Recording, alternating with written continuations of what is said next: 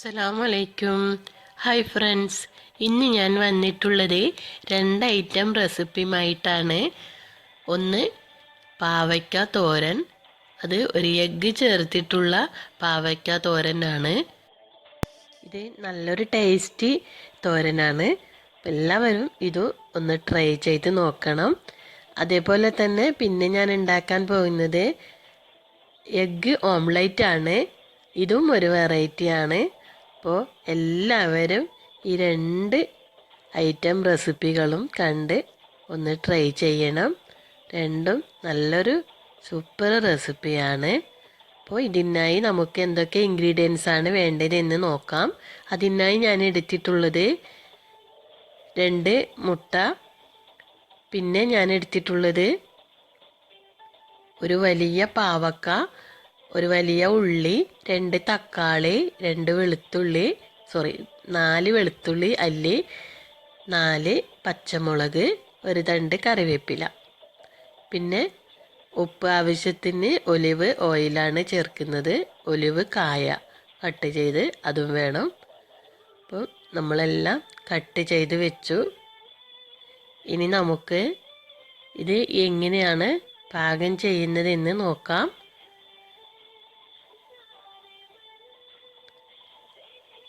അതിനായി നമ്മൾക്കൊരു ഫാൻ അടുപ്പത്ത് വെച്ച് ചൂടാകുമ്പോൾ അതിലേക്ക് നമുക്ക് ഒലിവ് ഓയിൽ ഒഴിച്ചു കൊടുക്കാം.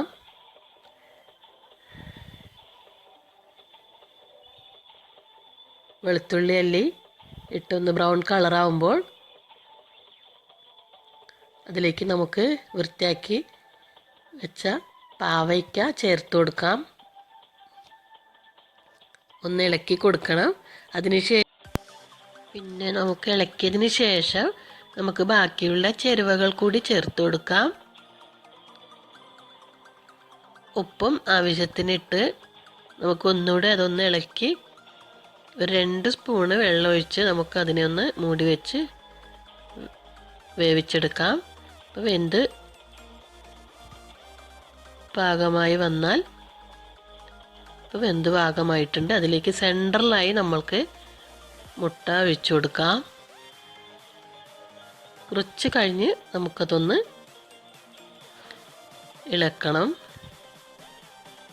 ഇളക്കി നമുക്ക് യോജിപ്പിക്കാം. അതിലേക്ക് തന്നെ നമുക്ക് ഒലിവ് കായ കട്ട് ചെയ്തതും കൂടി ചേർത്ത് കൊടുക്കാം. എല്ലാം ചേർത്ത് നന്നായി ഒന്ന് ഇളക്കി യോജിപ്പിച്ച് ഇനി നമുക്ക് ഒരു തണ്ട് കറിവേപ്പില കൂടി അതിലേക്ക് ചേർത്ത് കൊടുത്ത് നന്നായി ഇളക്കി നമുക്ക് ഉപയോഗിക്കാവുന്നതാണ്. അപ്പോൾ സൂപ്പർ റെസിപ്പിയാണ്. നമുക്കിത് സെർവ് ചെയ്ത് ഉപയോഗിക്കാം. അപ്പോൾ എല്ലാവരും ട്രൈ ചെയ്യണം. അപ്പോൾ ഇത് നമുക്ക് റെഡിയായി. ഇത് നമുക്ക് ഇനി അങ്ങോട്ട് മാറ്റി വയ്ക്കാം.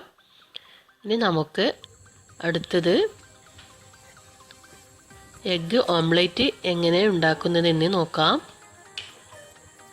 അതിനായി ഒരു മുട്ട എടുത്തിട്ടുണ്ട്. അത് നമുക്ക് ഫ്രീസറിൽ വെക്കണം. അത് ഒരു ദിവസം മുമ്പേ നമ്മളത് ഫ്രീസറിൽ വെച്ചിട്ടാണ് എടുക്കുന്നത്.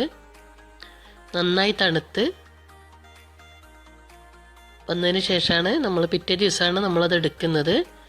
അതെടുത്ത് അതിൻ്റെ തോട് നീക്കം ചെയ്യാം. ഇനി നമുക്ക്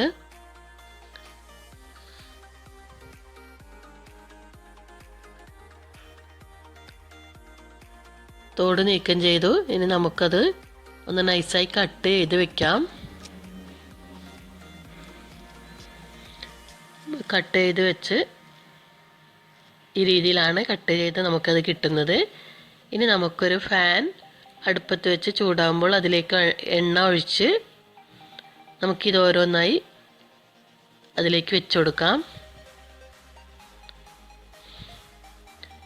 ഇനി അതിൻ്റെ മുകളിലായി നമുക്ക് കുറച്ച് കുരുമുളക് പൊടി, ഉപ്പും വേണമെങ്കിൽ ചേർക്കാം, കുഴപ്പമില്ല. ഉപ്പ് പൊടിയും ചേർക്കാം. ചേർത്ത് നമുക്ക്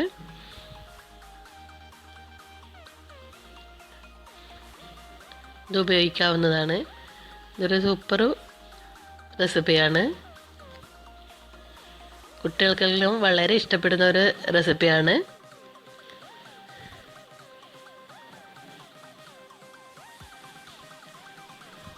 ഇത് ഇത്ര ചെയ്യാനുള്ളൂ. അപ്പോൾ നമ്മളെ മുട്ട ഓംലേറ്റും നമുക്ക് റെഡി ആയി കഴിഞ്ഞു.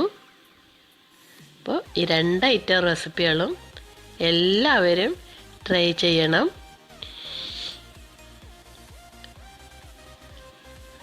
ആദ്യമായാണ് എൻ്റെ ചാനൽ കാണുന്നതെങ്കിൽ സബ്സ്ക്രൈബ് ബട്ടൺ പ്രസ് ചെയ്യണം. തൊട്ടടുത്തൊരു ബെല്ലൈക്കൺ വരും.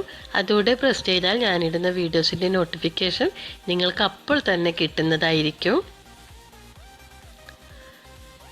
അപ്പോൾ അടുത്ത വീഡിയോസുമായി വരുന്നത് വരെ എല്ലാവർക്കും ബൈ.